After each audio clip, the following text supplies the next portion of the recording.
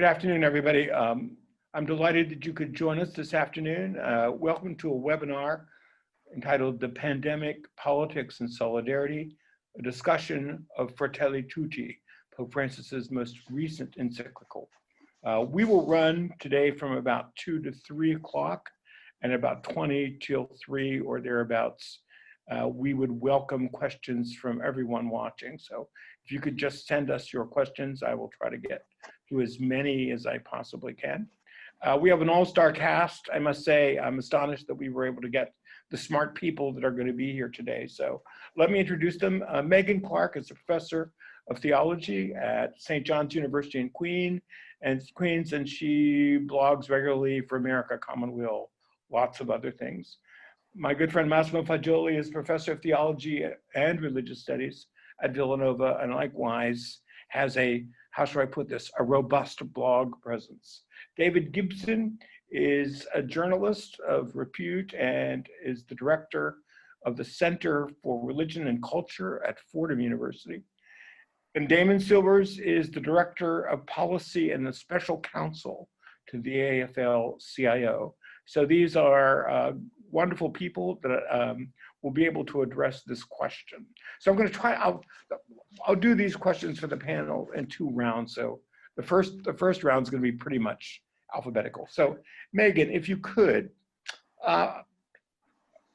situate the Pope's encyclical Fratelli Tutti within a much longer and revered papal tradition of social teaching, Catholic social teaching, is it in line with that tradition? Are there new things in it? And if there are new things, what are those new things? And also somewhere in there, if you could address, there's been a lot of feminist concerns with the gender exclusive title itself and the lack of female voices, even in the notes, the footnotes. So the next 3 minutes are yours, Meghan Clark. Leave it to you, Mark, to ask a question that can't really be answered in 3 minutes. I will do my best to stay in time. The reality is that for most people, and even for most of us theologians, encyclicals and the idea of Catholic social teaching is often somewhat overwhelming. These long documents that kind of everybody makes a big deal about, but they're not the most easy things to read. So what's happening in this one? The thing that is important to note is that, like all of his predecessors since John the 23rd, Pope Francis is writing this to 2 key audiences. He's writing it to the faithful, to Christian believers, and he's writing to what John called all people of goodwill. And that in Laudato Si, Francis expanded to say literally he wanted to talk to every person on the planet. And so literally everyone is his audience, and there's always these 2 layers going on. So it's not surprising that he wants to say something about fraternity and social friendship. Now, as you mentioned, we all know that the title caused a bit of controversy. And I'm happy to say more about this later. But I do want to say that the challenge is to think past the title and engage the document so that we can see what is there and what isn't there. And so I'll start with what is there, and then I'll note that why the problem's way bigger than the title when it comes to including women. What he does from the outset, and what I want to propose is important for thinking about what you're engaging, is I would argue that his chapter 2, which is the entire chapter is basically on the parable of the Good Samaritan, is the theological key for the whole thing. And what is interesting here is that he's not alone in choosing biblical passages to undergird Catholic social teaching. He's certainly done it before. Benedict and John Paul certainly did it. But he makes it the central theological core in a unique way, and in a way that's really a deep Ignatian invitation to discernment, and asks us to look at ourselves and ask, who is our neighbor? Because the primary question for this whole encyclical is, am I able, right, do I know who my neighbor is? And he says, We need to acknowledge that we are constantly tempted to ignore others, especially the weak. We have become accustomed to looking the other way. And he says towards the end that he's inspired by Martin Luther King Jr., who has a very famous reflection on the parable of the Good Samaritan and calling for a radical unselfishness. But this sense that who is my neighbor and am I becoming neighbor to others is what holds all of it together. And it's biblical in a way that we don't tend to see in Catholic social teaching. They're there, but they don't get the level of attention outside of Laudato Si, which does get that level of attention to the creation story. So you would say that while it's in continuity, its biblical focus and its use of biblical passages is unique in the papal social tradition. He's putting the encyclical in that wider social tradition more explicitly than most of his predecessors. Okay. He also uses the church fathers to do that. Okay. Let me come back because I do want to get to the feminist stuff, but I want to. So Massimo, a number of commentators, there's already been a number of commenters and blog sites about this encyclical. A number of commentators have noted that they've noted the encyclicals, and I'm quoting here, the encyclical's bold condemnation of trickle-down economics and free market capitalism, end quote. Is that noteworthy? I mean, do you think it's noteworthy that Francis, the Pope, has made economic issues like trickle-down economics and free market capitalism the focus and not, let's say, abortion? So economic issues seem to be foremost on his mind and not the question of economics, like most American bishops emphasized it. Is this important? Do you want to comment on this? I believe it's very important because, as Meghan said elsewhere, there are very few things that are completely new in the encyclical. So here we should remember that the modern tradition of the Catholic social teaching, especially since Rerum Novarum, 1891, is squarely in this 1.5 centuries almost of the church in modernity, secular modernity, capitalism. And so what's new about this encyclical is not really about the text, but it's about the context, which is of a global crisis, which is economic, social, a health crisis, environmental crisis. So here, it's true that you could find that criticism of trickle-down economics already in John Paul II in 1991, or even Pope Benedict. But back then, it was much easier to ignore that. Right now, and so here it's the genius of Francis, and so this encyclical has limits, theologically, I'll talk about that later. But his genius is in terms of a spiritual insight in this moment. So what he says now could have been said in different ways 20 years ago, 60 years ago, even, and much has been said already 60 years ago, for example, human family. But locating this now in this new age of walls, in neo-nationalism, ethno-nationalism, that is how Francis has captured this moment.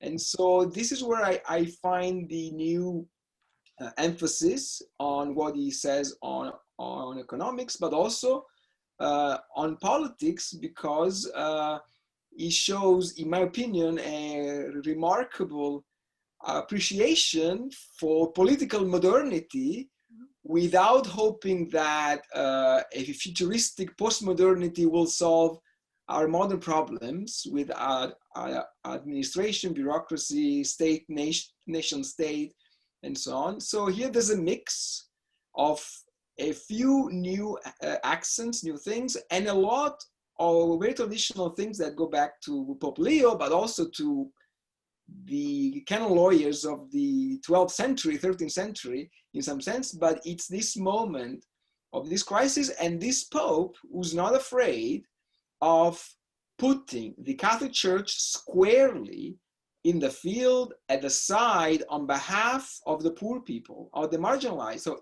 all his predecessors were much more cautious in giving the impression that we are not biased, that we are neutral. The Catholic Church is not neutral. And so this document is very effective in doing that, I think. Okay, good. I want to come back to you, Massimo, and talk about the oversights or the problems of the encyclical. I'll do that again. David, the encyclical never mentions the name Donald Trump or indeed the United States at all. It's silent on those things. But it does, it has a number of interesting warnings that ring true. Like it warns against populist leaders who exploit cultural crises for their own gain. And it also denounces several times the idea that private property is some kind of absolute right. So it's sort of like he's taking aim at a lot of things that many Americans, and certainly many American Catholics, hold true. Do you think that the Pope is taking aim at the United States, or is he of a larger agenda here? I think he has a larger agenda, and within that larger agenda, the United States takes up a very big spot, a very big area. I mean, his larger agenda is the economic model that you were talking about with Massimo, and the nationalisms and the populisms. A lot of these things are growing around the globe, and a lot of them are common to many countries, but the United States is the great driver of so many of what the Pope and Catholic teaching would see as a pathology. And so the United States is, frankly, the 800-pound gorilla in this encyclical. And we have to sit with that, I think, and we have to be very aware of that. Meghan talked about the key audiences, you know, the flock, the faithful, and also the wider world and community. And that's so evident, that John the 23rd approach to things is so evident in this case. But in a way, I think the more pointed reference, fingers pointed at the flock, but specifically at American Catholics. And I think that really is something that we need to be aware of and need to sit with. And I think it's also, again, just to pick up, and we can explore these later, I think his passages about communications are also point up the paradoxes of an increasingly interconnected world. It's very much parallel to the economic criticisms of growing wealth, growing communication, digital, connectedness. At the same time, the paradox is this disconnect, this dehumanization in our digital interactions, in our relationships, which mirror those, I think, of our economic relationships. I'm going to come back to you. I'm happy to, yeah. About the social communication factors, but let me go on. Damon, obviously solidarity is a word that's central to both the title and the sort of argument of this encyclical. Right. And solidarity, of course, is one of those multivalent words. It resonates in all kinds of levels. Among the levels it resonates on are things like social welfare or labor organizations who've been calling for a more of a recognition of solidarity in terms of working people's rights.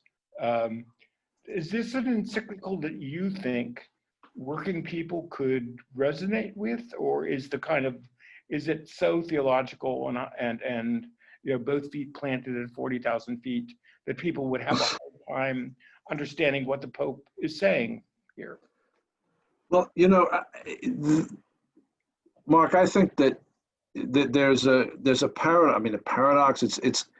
This is a document which, on the one hand, is clearly constructed as part of a 2,000-year-old theological conversation.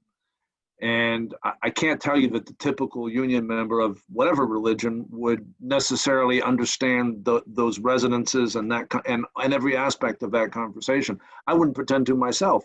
However, I think there is a tremendous amount in here that is written in very simple, direct language, and that speaks profoundly to working people's experience, and for that matter, to everyone's experience in and in this sort of, I don't know, postmodern moment, what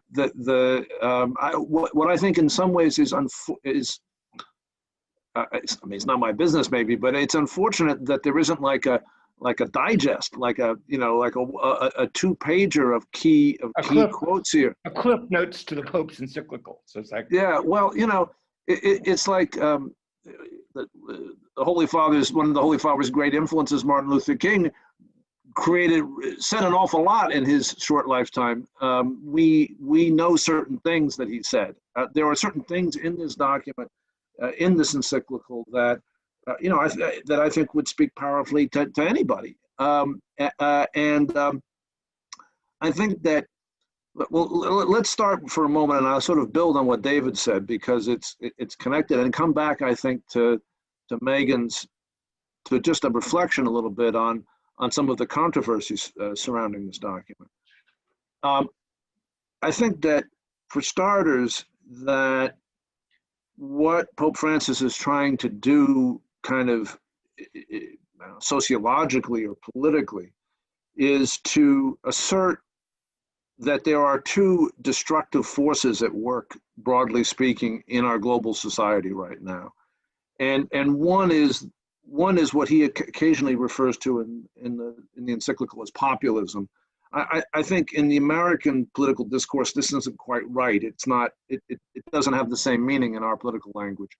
But what he's talking about is particularly aggressive kinds of nationalism and religious sectarianism, right? Attempts to say, to divide humanity up on these bases in fundamental ways. And I think it's really important in his vision that he's supportive of human beings' particularity, profoundly supportive of human beings' particularity. And he sees assaults on it coming from market society. But he, at the same time, is equally condemning of those who would take that particularity and use it to drive a politics of hate, right? And so on the one hand, he profoundly rejects that. And it's very hard not to hear Donald Trump's name somewhere out there in the air. But you could say Bolsonaro or on his bad days, Boris Johnson. I mean, or there are movements all over the world, unfortunately, of this kind. But the other thing he's saying is that sort of market fundamentalism, and I think this is very important in his thinking. He's not opposed to private property. He's not a profound kind of millenarian radical. What he's saying is that the turning of the market and of monetary considerations into a kind of idol is really hostile to human beings' nature and best selves. And so he seeks, but to say he seeks to be in the middle between these two things is to misunderstand him. He's seeking to be somewhere else entirely, right? He's not seeking a middle ground, but a different way. And he's seeking, I think, a different psychology than either of these forces offer, and a different social vision.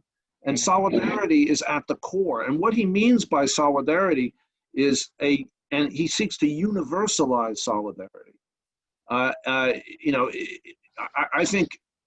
think that what he's saying here, as he said many times before, is what he's really concerned about is solidarity with the weakest, the poorest, the most outcast, the most vulnerable. And he challenges, and I think this is his challenge to the labor movement. He challenges us to say, not just solidarity with your craft or with your fellow worker in your own country as worker is defined, but with all working people, with all people. He's profoundly sympathetic to workers and to the idea of workers' rights and worker organization. He talks about the essential nature of labor rights in this encyclical, but he simultaneously challenges us.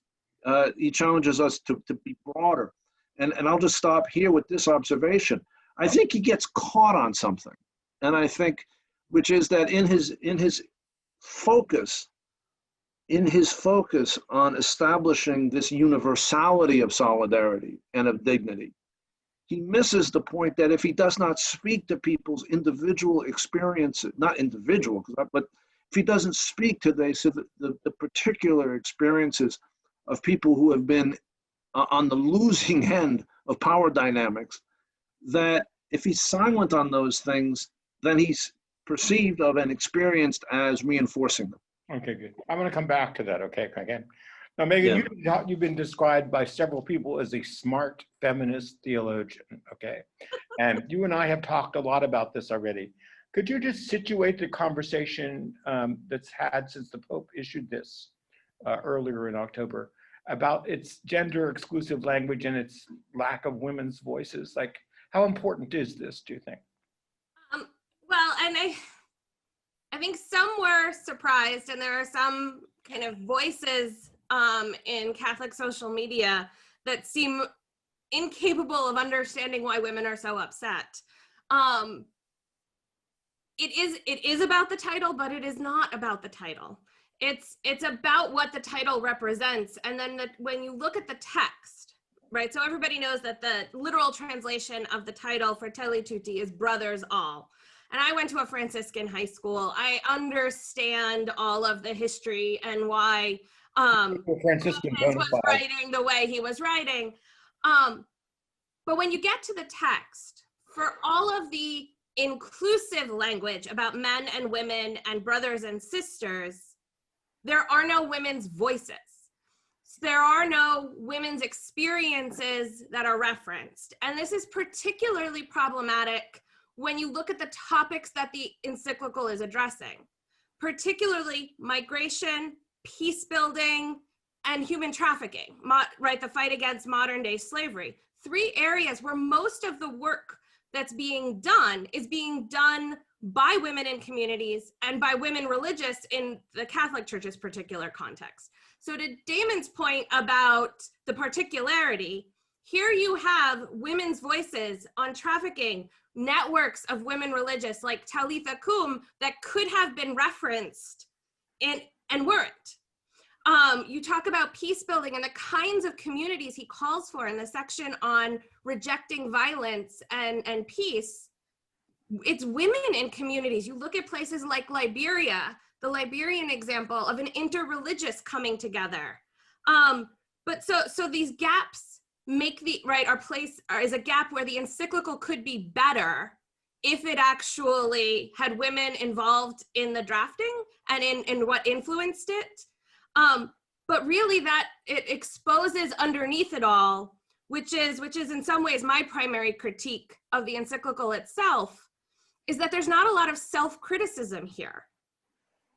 So it's stated that women have often not been, we've used the words of saying women have equal human rights, but we say it, we don't do it. And yet there's no next step where the church and the church's role of actually living out the equality of women is something that's referenced or even thought about. He walks up to a self-critique of the church as community a couple of times, and the women example is just the most obvious place where he's walking there and you never get the recognition of the church as being something that needs to look at the ways in which it's failed to do that. This is very interesting, and I want to come back to this. I think we will come back to this in just a minute. So Massimo, I always tell people that I think you're the smartest observer of the Vatican I know. Like when I really want to find out what's going on in the Vatican, I call Massimo Faggioli and say, okay, tell me what's going on. If you were the Pope's advisor in writing this encyclical, and you mentioned in your opening statement that you thought there were some oversights or some problems in the encyclical, what would you have told Francis to include that he did not? Or what would you have told Francis to nuance that remains unnuanced in this encyclical? So I would start with this. So Pope Francis' biggest problem, which is also our problem, is how to make his proposal for a new birth of Christianity in our social life, economic, political life. So we can save that proposal from a certain institutional hegemony of the fundamentalists and of those who are now the neo-integralists or neo-traditionalists. And so I believe that is the biggest problem.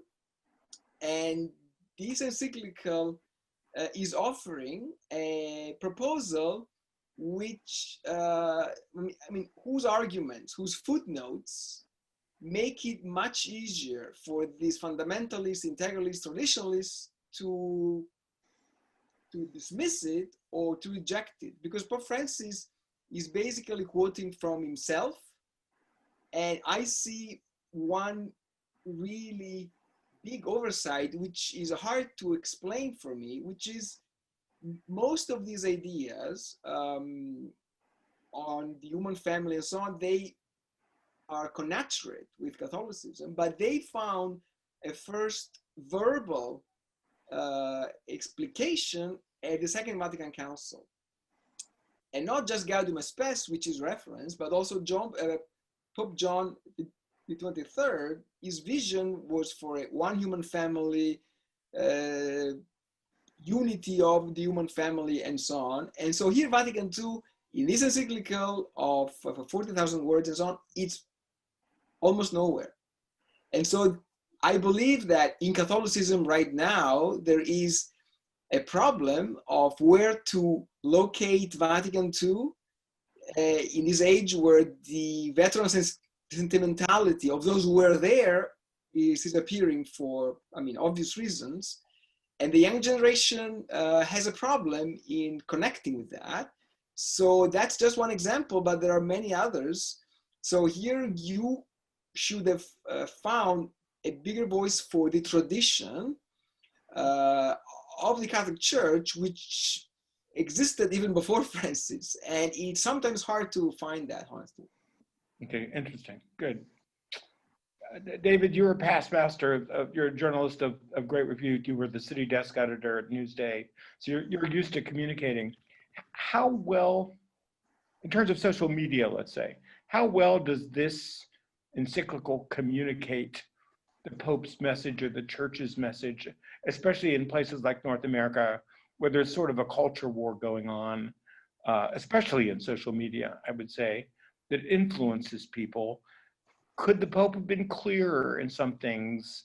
Where does it strike home? Where does this encyclical not strike home? What would you say?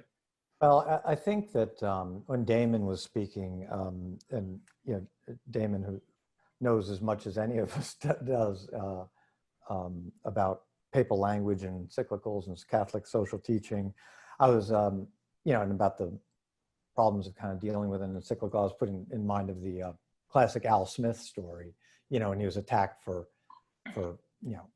what a previous pope had said in an encyclical, and he responded, "What the hell is an encyclical?" Yeah. And I think we all still have that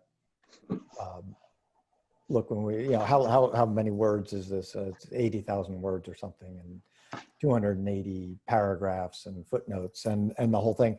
So look, an encyclical is hobbled at the outset by the form, and and this is actually an important issue. How do you read an encyclical? How do you read this one?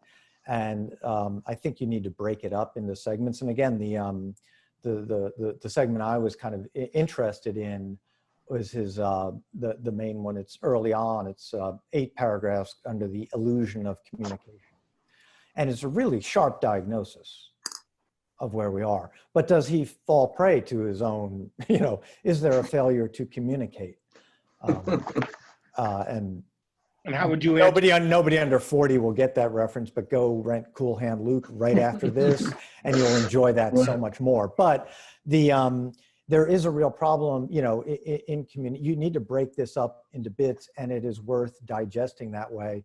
The one other thing, though, I would say about, and kind of a bit in response to Massimo, I agree. I think the Pope is trying to put his very pastoral language into a magisterial context. And I think this is a problem for this pontificate, this church. How do you take social teaching, which is always sort of branched off from moral teaching in this kind of side room, and how do you give it that kind of weight? And do you think, and David, do you think it has a greater possibility of being dismissed, especially in the United States, by saying this is just the Pope's being a pastor? It has no real sort of legs in terms of doctrinal teaching. Yeah, I do. And I don't think there's any way around that. I think you see that with the, again, speaking of language, which is really what we're dealing with, such an issue of language here, is with the Pope's recent remarks about civil unions for gay couples. Couldn't have been clearer. And there was dismissing it. Oh, it was in an interview with a journalist. And that's a traditional kind of thing. But even when he says things in an apostolic exhortation, in a post-synodal exhortation, and now in an encyclical, which is the highest kind of level of authority, it will always be dismissed. There will always be questions. So I don't know if there's any way around that, or you just have to plow ahead and try and repeat these messages and quote himself, keep quoting himself until it gathers that momentum, that magisterial momentum. I don't know. Good, great. Damon, you mentioned first time around that the Pope was trying to stake out not the middle ground, but someplace else entirely. He wanted to be situated someplace else entirely, specifically with poor people, with working people, with people who lead. Do you think he was successful in that, in terms of the language of the encyclical and the way its arguments proceed, that he's clear in that message? You know, Mark, that's a really challenging question. I feel like as a reader of this, that he's completely successful. I know exactly what, I feel like I know exactly what his vision of human dignity is from reading this document. His vision of brotherhood and sisterhood, to degenderize the title, his vision of solidarity, I think it's extremely clear. I think that, and I think also that it is filled with specificities. He says, and in the area in relation to workers, you know, he says some very specific and tough things. He says that the drive to minimize costs in modern business, the drive to minimize labor cost in modern business is a spiritual problem. You know, and he's very specific. And he says, and this is a huge debate in public policy in the United States. He says poverty is relative. He says by which he means it's relative to the standard of living and the standard of dignity around people. You know, don't tell me that the poor. Don't tell me the poor. And what he's saying there is, don't tell me the poor in advanced countries are well off, are not poor, because they're not literally starving to death, or they don't live in buildings with wood floors, right? I mean, with what wood floors, dirt floors. That they're you know they're because they're not as literally physically poor as someone in a developing country, doesn't mean that they're not suffering. And that there shouldn't be a social regime designed to address them. So I think he's quite clear, and that he's pretty specific. What he's not, and I fear that this, unfortunately, that we are in a moment as a global civilization where you actually have to be even more specific, right? What he's not is political in the narrowest sense, right? And I don't think he feels that's his role, but I worry sometimes that as so many of the world's societies, national societies, are engaged in fundamental struggles over the values he's raising, that without that extra degree of sharpness, perhaps people who don't want to hear him can find ways of not hearing him. I don't know what to do about that, though. I think the Holy Father has a pretty good idea of what it is his role is. And if you come up with the answer, you can call me any time of the day or night. Right, exactly. I'd be really happy to get your phone call. Okay, here's a question for all of you. And this is also, if the United States was the 800-pound gorilla, this is the 600-pound gorilla. Save for a few bishops, Catholic bishops of the United States, the US bishops have been remarkably quiet about this. I mean, Francis seems to foreground something else. He's foregrounding poverty, he's foregrounding labor, he's foregrounding solidarity. amazingly silent about abortion, which is the topic that more U.S. bishops talk about than anything else. What do you? I just want to go around the table here. What do you think the U.S. bishops made of this encyclical? Are we going in order, or? Oh, go ahead, Megan. You start. So I think it connects to Damon's point, right?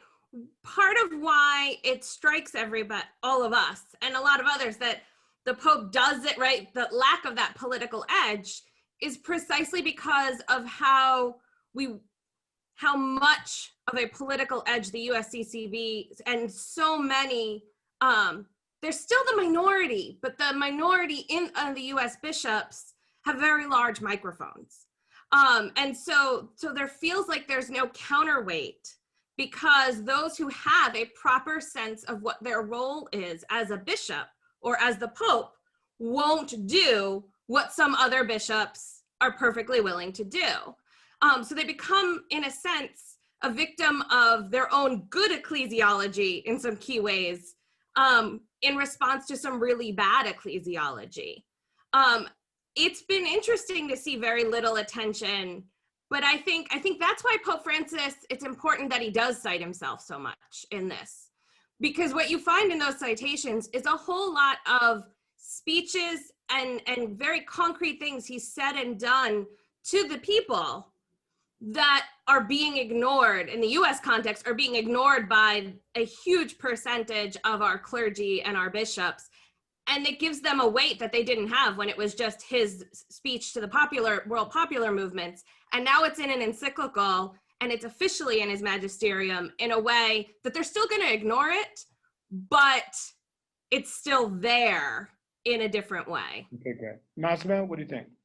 So they've been very quiet on this, as they were very quiet also when Mike Pompeo attacked the Vatican diplomacy, which was outrageous on so many levels, and on that no one said anything. So I believe that they have said very little on this encyclical, because I'm afraid that the single voter mentality has been applied to papal teaching. So if it touches something that reflects my single issue voter mentality, as a pastor, I will say something. If it doesn't, it's purely, spiritual wisdom coming from Rome, but it's not binding in any way. So this is typical of what's happening with Francis in the United States, I think. Interesting. Good. David, do you want to venture as to the always hard thing to predict what U.S. bishops are thinking about? Well, I just think this, the Pope is saying all the things that the U.S. bishops should have been saying about nationalism, populism, and they've been totally silent on. Also on economics. I mean, you look at, when I became a Catholic, I mean, things like the 1986 pastoral letter on economics was a remarkable document, and still is. But the bishops have these just issues which are so critical to our country, to our elections, to people's lives. The Catholic bishops have not been addressing whatsoever. I was there in the meeting in 2012, I think 4 years after the Great Recession. They couldn't even agree on a simple statement about the suffering of people in this incredible economic downturn. They've been absolutely silent. Here's the Pope saying all of the things they should have said, and about the things like nationalism and populism that they've, there have been a handful of them, Bishop McElroy and others who have been outspoken on it, but, it's kind of, he's showing them up a bit. The other point I would just make is, this isn't so much about words. The USCCB has been so focused, and several bishops, on apologetics and on arguing and in the public sphere, and, kind of showing themselves as the Catholic version of Jordan Peterson. And the Pope, and it's so clear in this encyclical, is it's an apologetics of action. There are beautiful words in here, but it goes back to what Meg said. It's the Good Samaritan. That's all it is. It's what you do. It's how you treat each other. There is no anathema here. There is no doctrinal proclamation that's particularly new. It's just go and do it. The U.S. bishops are really focused on arguing rather than acting. Something they seem to be very good at, we might add. So it's like, and it's always good. That'll be my positive statement about the U.S. bishops today. Damon, do you want to opine on this? Well, it's a little out of my space, but I'll just say this. You know, the president of the AFL-CIO, Rich Trumka, and the Cardinal Archbishop of Newark did an event on the 5th anniversary of Pope Francis's ascension to the papacy. I didn't get the sense that Cardinal Tobin had anything but, you know, solidarity with Pope Francis. I think that Bishop McElroy, whom David mentioned, you know, exemplifies, I think, in terms of understanding solidarity and fraternity in a universal way on the border. There's nobody in American society I can think of who exceeds him in that understanding. So I think, but I think this is perhaps, Mark, the question you're asking is more an institutional question. You know, where is the Conference of Catholic Bishops on these issues? And I would say just this: I think the challenge here in our society, in the United States, the moral challenge that all people of faith are facing at this moment is very, very profound. And if we are lucky as a society, we will move through the next few weeks in a manner that is consistent with democratic values and with the values in this encyclical. And you know, and whatever happens, that whatever the substantive political outcomes are, that they're consistent with those values and both the democratic values of our society and the larger social values of this document. But there's a very serious risk that we won't. And I'm not sure what the folks at the, I hope that the folks at the Conference of Catholic Bishops are thinking very carefully about what happens, about what they're going to do and say, should we be in a serious crisis here. It's really, really important that they are in sync with the values in this document. I think the American people are, and I have no doubt about what the outcome is going to be of what's happening right now in our society. I don't know the mechanisms, and I don't know the timing, but I'm absolutely certain as to what the result will be. And when that unfolds, people are going to ask of all of us, where were we? Good, thank you. Questions I'm going to turn to some questions from the audience. Somebody noted quite perceptibly that not every papal encyclical has had longevity. In other words, that it's held true over succeeding eras, that some encyclicals are perceived as much more fundamental and important than others.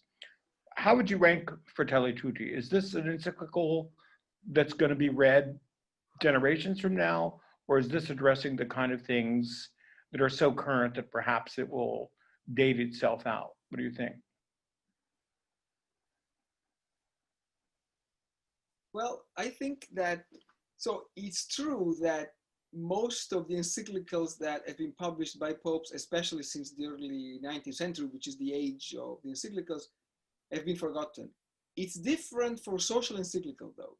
It's different. So they always mark an era, and they always are very indicative of the perception of the papacy, of a particular secular crisis, economic crisis. And I have to say, in the social encyclical, the papacy has been more effective than in other areas, at least in terms of analyzing problems.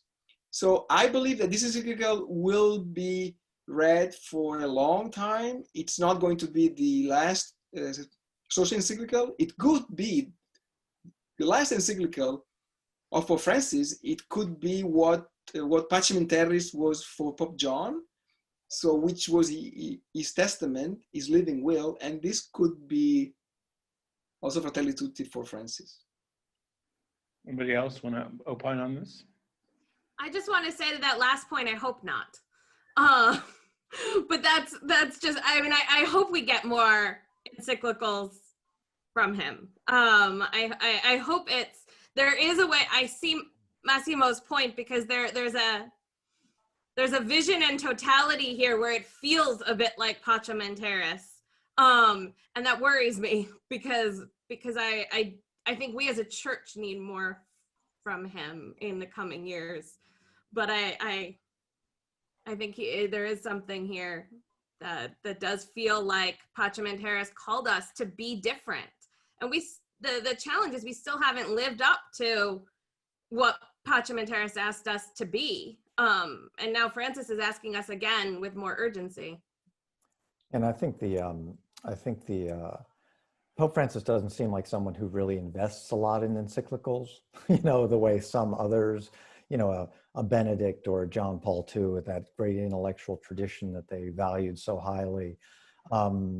So, you know, his exhortations, Evangelium Gaudium, things like that, really are some of the richest language. And this almost reads like an exhortation as much as anything. I think what Massimo said, you know, it's really building on the social encyclical tradition. I think the more we keep needing to do that, because so many people still find ways somehow to dismiss social teaching as if it's a second-class form of teaching. I've never really understood that. But I do think Laudato Si will stand, in a sense, as the prophetic document of them all. I think this Fratelli Tutti is diagnosing so many things that unfortunately are common to our human condition. It could be, you know, have been written in the 1930s, perhaps. And I think it diagnoses our problem today. But Laudato Si on the environment and climate change could be the more,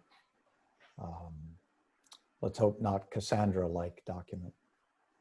You know, Mark, if I might say, I really, I guess I find myself disagreeing with David a little bit.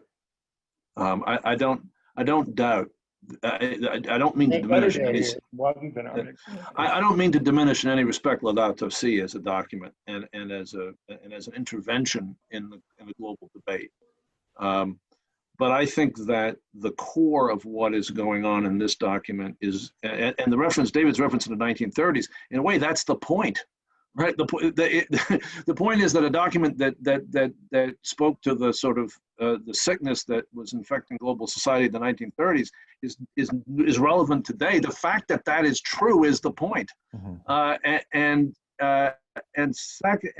But there's a deeper thing going on here. And I'd like to just read a paragraph of the encyclical, because I think, I mean, there's several other paragraphs like this, but this isn't about politics ultimately. It's not even about sociology ultimately. This is a psychological document. It diagnoses a psychological illness. So I'll just read this sentence briefly. It says, this is paragraph 36. Unless we recover the shared passion to create a community of belonging and solidarity worthy of our time, our energy, and our resources, the global illusion that misled us will collapse and leave many in the grip of anguish and emptiness. Nor should we naively refuse to recognize that, of course he's quoting himself here, I think, obsession with a consumerist lifestyle, above all when few people are capable of maintaining it, can only lead to violence and mutual destruction. The notion of, quote, every man for himself will rapidly degenerate into a free-for-all that would prove worse than any pandemic. I think that is a nice kind of summary of what he's trying to say here. And I think that in certain respects, having this conversation is a necessary prerequisite to acting on Laudato Si. Because effectively, if you have the view of as long as I can keep burning fossil fuels, if the deluge comes to my children and grandchildren, so what? As long as that kind of thing is going on, right? Which in a way, I think it's hard not to see the Trump administration as a manifestation of, or a number of other administrations around the world. Unless you can get out of that mentality, I'm not sure how you effectively fight climate change. Okay. As the question from my chair of the theology department, Rick Gallardi, an eminent ecclesiologist, as you all know. He said that several of the panelists have mentioned the Pope's somewhat surprising tendency to cite himself in the footnotes. of this encyclical. This is a startling departure from his previous documents that often cited regional bishops' conferences. Is it possible that the Pope is departing from this previous approach because he sees this encyclical as distinctly summative regarding the central themes of his pontificate? Now, this touches on what several of you have already said. Do you read this as Pope Francis's sort of summation? I hope it's not, as Meg says, but is this a summation of his pontificate? You asking me, Mark? Please go ahead, Massimo.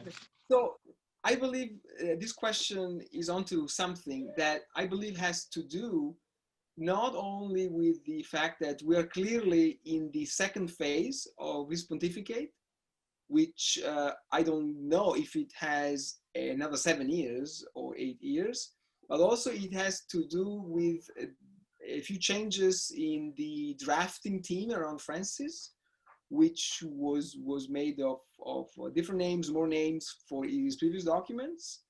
And so that has to do, I believe, with a change in the papal entourage, honestly. And it's also about, yes, I agree with Richard Golardi that has to do with this intention of cementing in a way that is not definitive in the sense of final, but that is more about a need to reassert so what is fundamental for his pontificate, I believe. Yeah, Meg. Building on that, and also I think the fact that we have so much more access to Francis then, and some of that is the time and some of that is personality. I do not mean this to come across as a critique of Benedict XVI, but the man is an introvert. So you didn't have the kind of constant, talking to journalists, talking to people that you get with Francis. And right, so some of that is theology and some of that is just personality. But one of the things that's used against Francis is as if he's just off the cuff, as if this, we don't have to pay attention to that. And so I think part of this cementing is saying that, well, he's always engaged in his ministry as as pastor, and just because he said it in an interview to a journalist doesn't mean it's not relevant for how we think about Catholic social teaching. And I think that's something that this encyclical helps, because also, right, it's certain things that are being quoted. It's not everything. And so this sense is what you can distill when Francis is just chatting with someone, and when you may not like what he's saying, but he's saying the same thing he says every time. I think that's important in the sense that he's, it's a great thing in a sense that I think he's undercutting that creeping infallibilism that we've had in previous pontificates. And I think that's a really salutary thing that a pope, because it forces us to consider different levels of authority and of statements and things like that. But it also is difficult. But back in the days of Benedict and John Paul, when you had every statement was vetted through the Congregation for the Doctrine of the Faith, and it had footnotes, and you didn't get that kind of freewheeling style, you could always cite the Pope and you could cite what he said. Now, the challenge with Francis's style is forces him perhaps to do what he's done in this encyclical, which is to try and cement, as Massimo says, cement his statements, to collect them. This is what I really want to say authoritatively about my, in my view as Pope. And perhaps he needed to do this in order to cement that legacy and to really embed it into the teaching. Damon, do you want to weigh in on this, or? Well, I have no insight into whether it's common or not common for popes to quote themselves. But I will say this: I think that there's something I find just amusing about some of what David and Meghan, Massimo were talking about, the larger discourse about how authoritative is what Pope Francis says. I'm not Catholic, but I've been paying attention to the activities of popes over the last 30 or 40 years, and these, in general, what they say is taken seriously. The idea that they don't mean it, or that somehow they're not the Pope when they say it, I don't understand what that's about.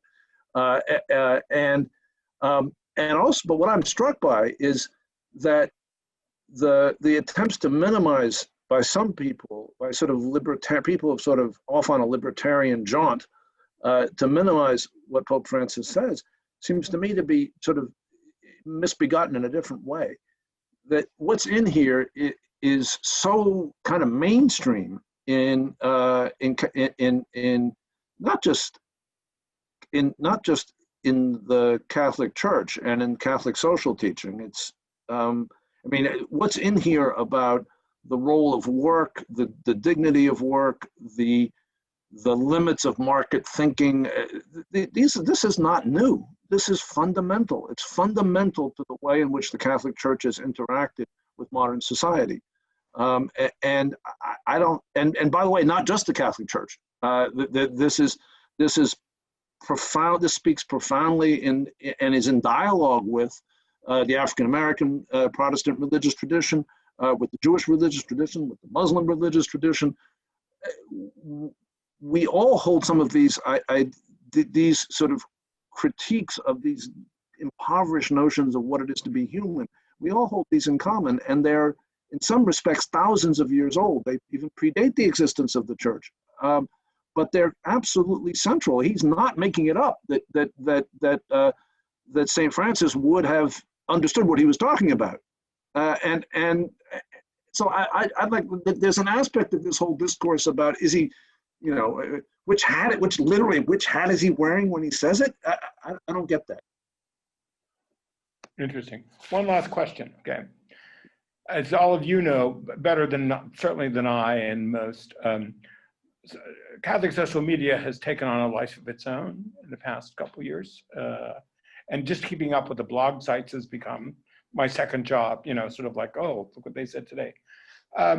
To what extent is that going to shape the reception of this encyclical? Because Francis's legitimacy, even his orthodoxy, has been questioned. And I thought I'd never lived to see the day that Catholics question the orthodoxy of a pope. To what extent is that going to fashion or shape reception of this? I worry about that. And as you all know, and like Massimo and David both are as well, I'm fairly active on Twitter. And what terrifies me is immediately you had this massive social media response decrying the Pope's condemnation of private property, which he didn't do, and as if he introduced the idea of the universal destination of goods. What's remarkable is that the Pope in the encyclical is referencing St. John Chrysostom, Gregory the Great, Aquinas, Augustine, right? Is using church fathers and medievals in order to talk about, right? Before others have pointed out, he doesn't quote Leo the 13th. I would argue he quotes the better understanding of private property and the universal destination. But all of a sudden you had this sense as which the Pope had done something radical when he was quoting church fathers.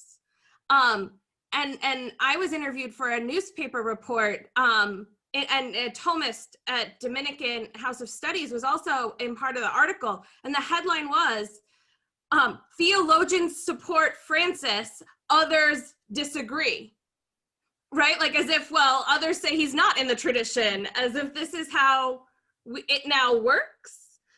So it's a kind of scary thing to see the way in which things are being manipulated on Twitter. Every man is his own pope on social media. So it's, and your own CDF. And it, I think it's already happened. And All I can say is I think this encyclical is anticipated that. And again, read the section, The Illusion of Communication. I can't recommend it highly enough. It's just 8 paragraphs. There's so much in here to read, but talks about this this disrespect and shameless aggression. It says information. Here's one subhead: information without wisdom. That's the perfect, I think, bumper sticker for this digital age, and he sees it, and it's up to us. I would say jokingly that on Catholic social media, you can see that extra ecclesiam nulla salus is not dead. He's very much alive. And unfortunately, some believe that the Pope is extra ecclesiam too. It sounds like that. Exactly. I want to thank our 4 really smart and well-spoken panelists today. Thank you so much for explicating a long and very complicated document. You made it clear and sort of interesting and eminently worth returning to take away this important message of the Pope. So thanks to all 4 of you. Thanks to all of our viewers. Stay tuned. We'll have other webinars in the near future. So I wish everyone a happy and extremely healthy afternoon. And we'll see you soon, I hope. So bye-bye. Thank you.